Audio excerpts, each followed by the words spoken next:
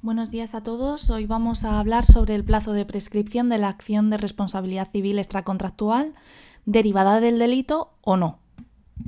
El artículo 1968.2 del Código Civil establece que prescribe al año la acción para exigir la responsabilidad por injuria o calumnia y por las obligaciones derivadas de la culpa o negligencia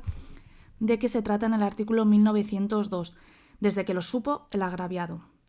Se aplica a todas aquellas acciones de indemnización que no tengan un plazo especial establecido en la ley, como ocurre con la responsabilidad civil derivada del daño producido por un producto defectuoso, que tiene un plazo de 3 años a contar desde la fecha del perjuicio, según el texto refundido de la Ley General de Consumidores y Usuarios, o la derivada de la explotación de la energía nuclear, que es también de 3 años a contar desde el momento en que el perjudicado tuvo conocimiento del daño nuclear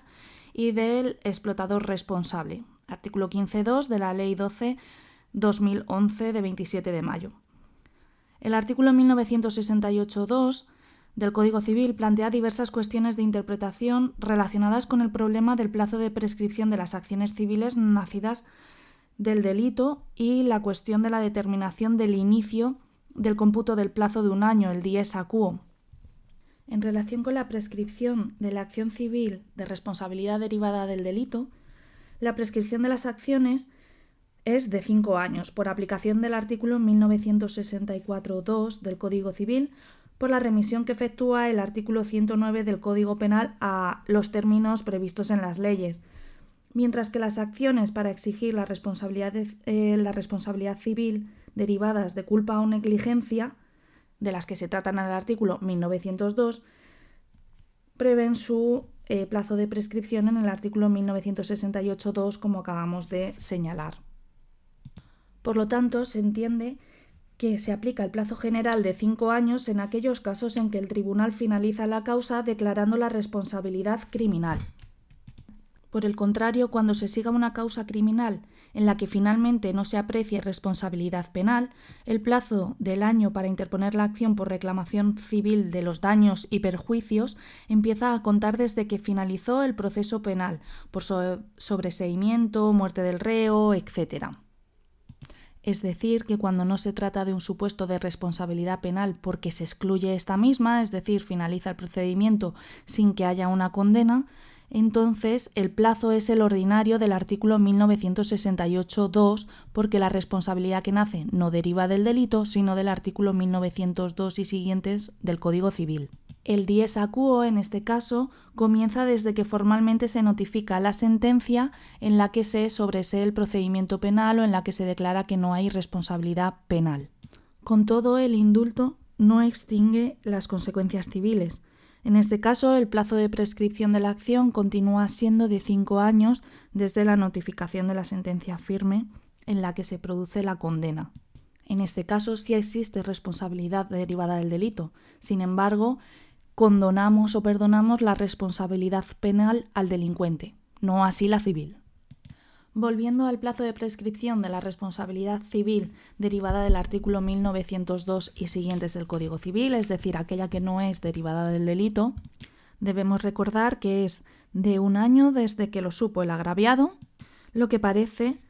referirse al momento en el que conoció la existencia del daño, que determina el comienzo del plazo de inicio de esta acción.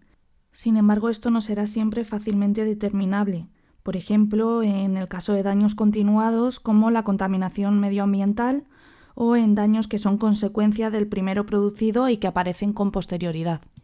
En cualquier caso, este plazo de prescripción resultará de aplicación a cualquier implicado en el proceso de resarcimiento, ya sea responsable directo o subsidiario, responda por hecho propio o por hecho ajeno, o sea esta responsabilidad por culpa o una culpa objetiva, siempre y cuando la norma especial que regule esa responsabilidad, como la de productos defectuosos o la responsabilidad por daño nuclear, no prevean una norma o un plazo especial.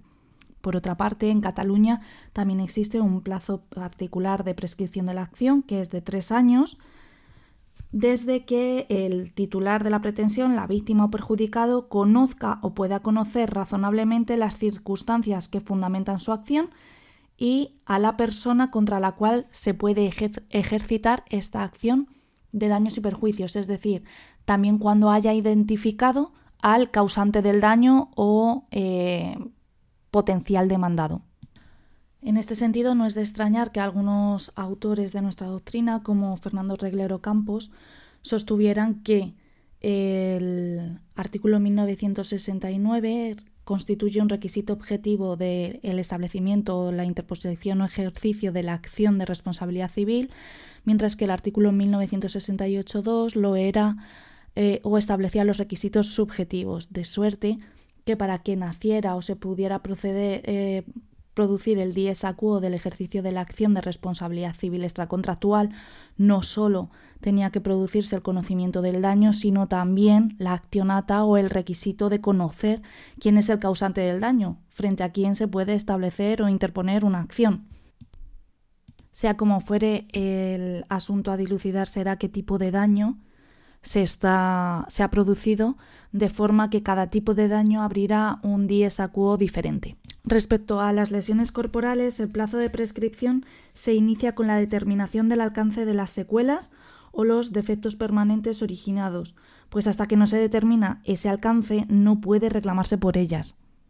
Normalmente este conocimiento se obtiene cuando se recibe el alta médica definitiva, pues en ese momento se supone que quedan declaradas estabilizadas las lesiones y se concretan las secuelas. Pero no en todos los casos sucede así, y en algunas circunstancias el inicio del cómputo del plazo puede ser posterior al alta en la enfermedad, con lo que se genera una cierta inseguridad jurídica.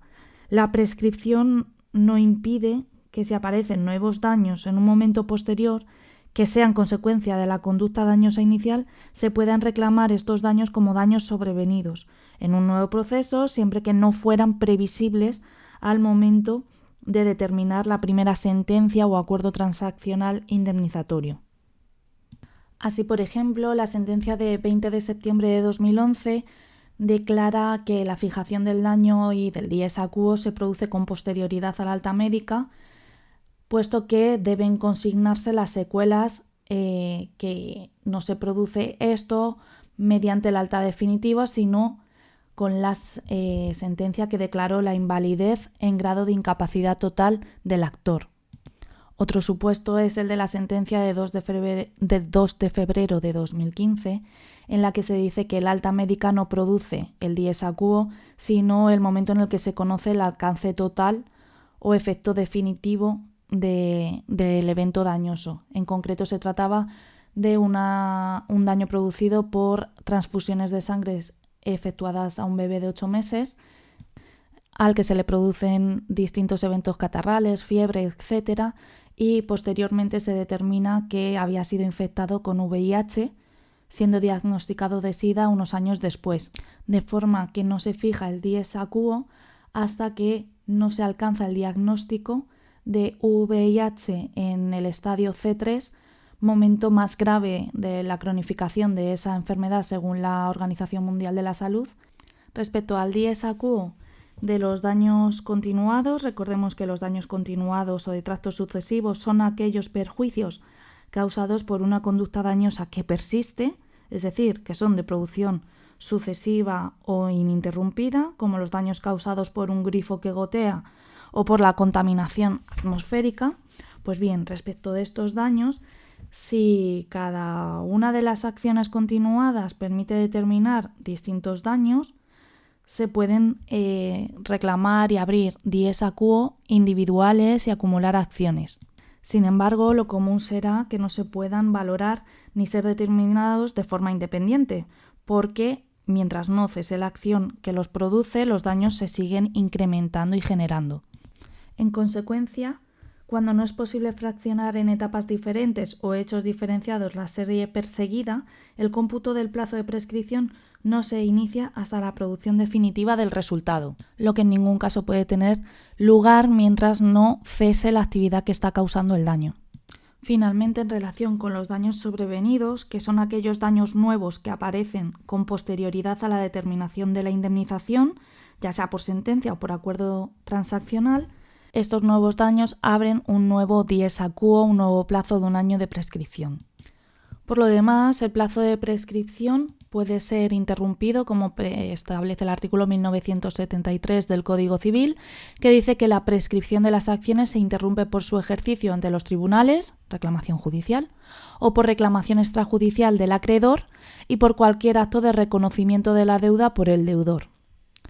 Además, el artículo 1974 indica que la interrupción de la prescripción de las acciones en las obligaciones solidarias aprovecha o perjudica a todos por igual, los acreedores y los deudores. Ahora bien, debemos recordar que la Junta General de los Magistrados de la Sala Primera del Tribunal Supremo acordó en reunión celebrada el 27 de marzo de 2003 que el párrafo primero del artículo 1974 únicamente contempla el efecto interruptivo en el supuesto de las obligaciones solidarias en sentido propio, es decir, cuando esa solidaridad deriva de una norma o un pacto convencional, no en los supuestos de solidaridad impropia que son los presumidos en la responsabilidad civil extracontractual cuando se condena a varios agentes por imposibilidad de determinación o individualización de la culpa de varios. Sin embargo, este acuerdo no se aplica cuando, por razones de conexidad o de dependencia, pueda presumirse el conocimiento previo del hecho de la interrupción siempre que el sujeto en cuestión haya sido también demandado. Lo establecen así sentencias como la de 14 de marzo de 2003, 5 de junio de 2003 y 17 de marzo de 2006. Por último, la carga de la prueba respecto al plazo, dies a quo y circunstancias interruptivas